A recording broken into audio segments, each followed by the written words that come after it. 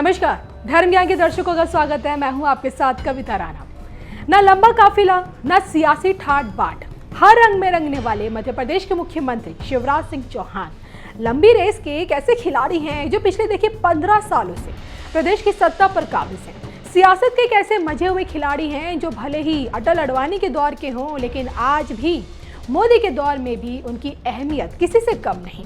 कहते हैं, जब साल 2005 में बाबूलाल गौर की जगह शिवराज सिंह चौहान को मुख्यमंत्री बनने का मौका मिला तो शायद ही किसी ने ये सोचा होगा कि शिवराज मुख्यमंत्री के रूप में मध्य प्रदेश में इतनी लंबी पारी खेलने वाले हैं। लेकिन तमाम चुनौतियों को पार कर उन्होंने ऐसा करके दिखाया और आज भी सूबे की सत्ता उनके हाथों में है। शिवराज सिंह चौहान का ये सियासी रुतबा उन्हें विरासत में नहीं मिला। इसे पाने के लिए दुनिया ने उनका संघर्ष देखा।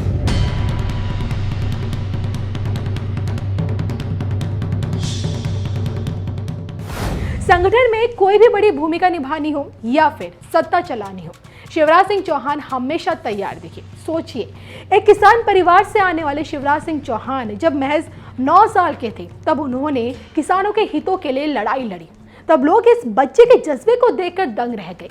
पढ़ाई में हमेशा अव्वल रहे। 16 की उम्र में आते आते एबीवीपी ज्वाइन कर ली।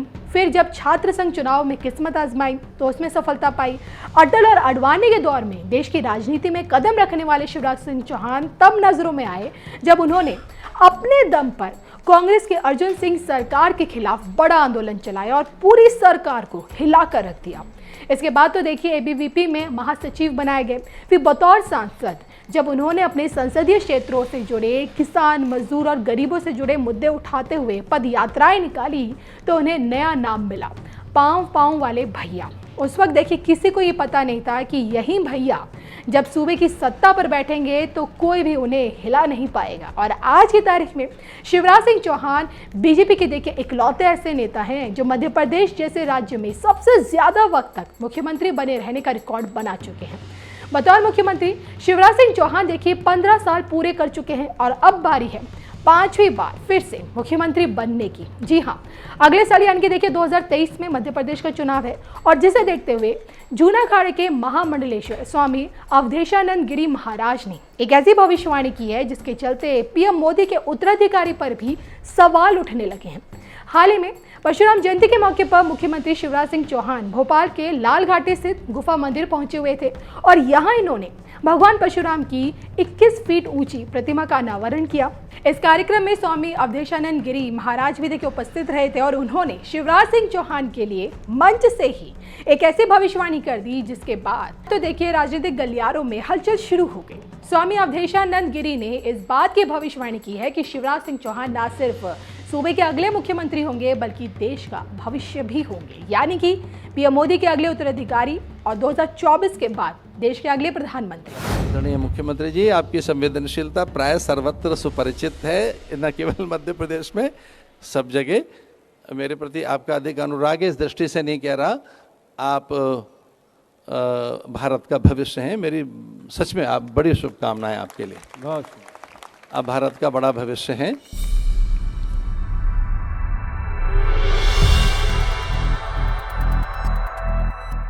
शिवराज सिंह चौहान को लेकर देखिए स्वामी अवधेशानंद गिरी की इस भविष्यवाणी को लेकर अब लोग यही पूछने लगे हैं कि क्या योगी से पहले शिवराज का नंबर है, क्योंकि अब तक तो देखिए मोदी के बाद योगी को देखा जा रहा था, दोनों में समानताएं देखी जा रही थी। मोदी के बाद देश के अगले प्रधानमंत्री के लिए योगी का नाम लिया जा रहा था, लेकिन अब इस कड़ी में शिवराज सिंह चौहान की भी एंट्री हो चुकी है।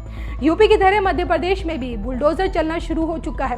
तो रामनवमी के मौके पर खरगोन हिंसा में जिस तरह पत्थरबाजों के अवैध निर्माण पर बुलडोजर चला है, उसे देखते हुए सूबे के लोगों ने शिवराज का नाम बुलडोजर मामा रख दिया है। हिंदुत्व के साथ शिवराज सिंह भी देखिए अब अपनी छवि को एक नए सिरे से गढ़ने की कोशिश कर रहे हैं। लोगों के बीच एक नया नैरेटिव स्थापित कर रहे हैं ताकि अपने दम पर इस बार मध्य प्रदेश को जीत सके। हालांकि देखिए इस बार चुनौतियां उनके लिए कम नहीं है, क्योंकि अब पार्टी के पास विकल्प के तौर पर ज्योतिरादित्य सिंधिया भी हैं।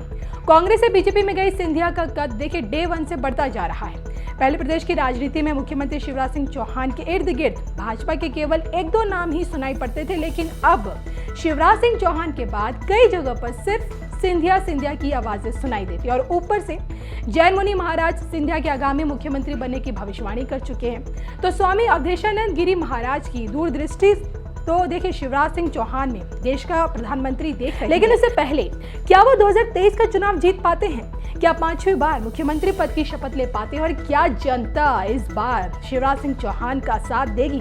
इसको लेकर आपके क्या कमेंट है, जरूर बताइए।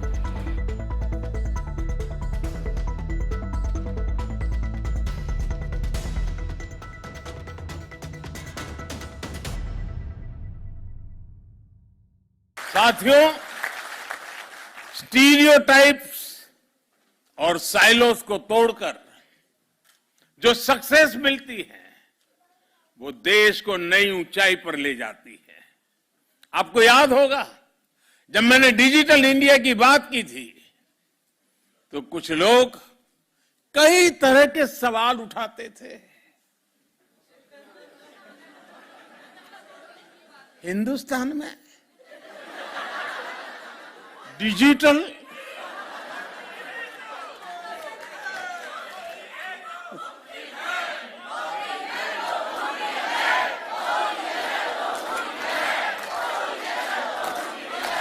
न जाने ऐसे सवाल पूछते थे, लेकिन आज मैं कहना चाहता हूं दोस्तों, 5-6 साल पहले हम पर कैपिटा डेटा कंजम्पशन के मामले में दुनिया के सबसे पिछड़े देशों में से एक थे।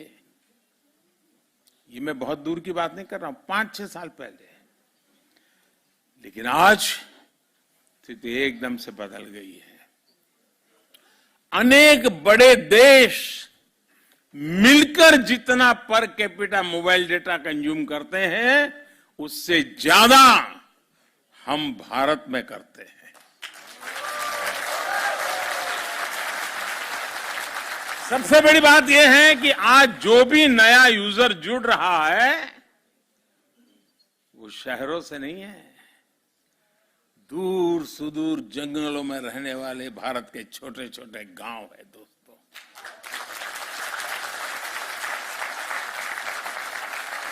इसने भारत के गांव और गरीब को तो एम्पावर किया ही है, बहुत बड़े डिजिटल मार्केट का गेट खोल दिया है। और यही तो है नए भारत की रियल स्टोरी।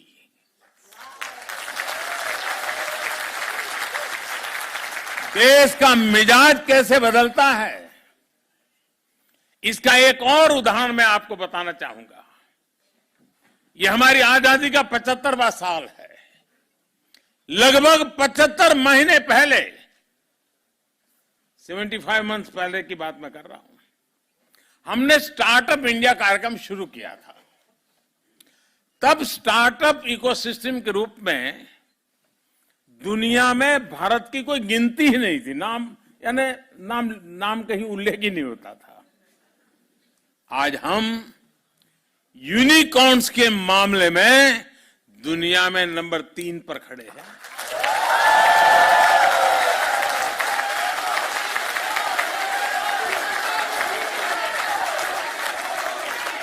आज स्टार्टअप्स के मामले में दुनिया का तीसरा सबसे बड़ा इकोसिस्टम हिंदुस्तान है।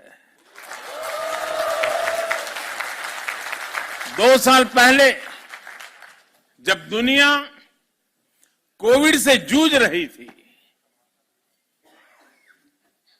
मौत कब आकर के धमकेगी, परिवार में कौन मुसीबत में फंस जाएगा, बाहर निकल पाएंगे कि नहीं निकल पाएंगे, उस समय संकट के बादल घिरे हुए थे, चिंताएं चारों तरफ फैली हुई थी। उस समय भारत का नौजवान, उस स्थिति को याद कीजिए दोस्तों, भारत का नौजवान करीब करीब हर महीने एक यूनिकॉर्न बना रहा था।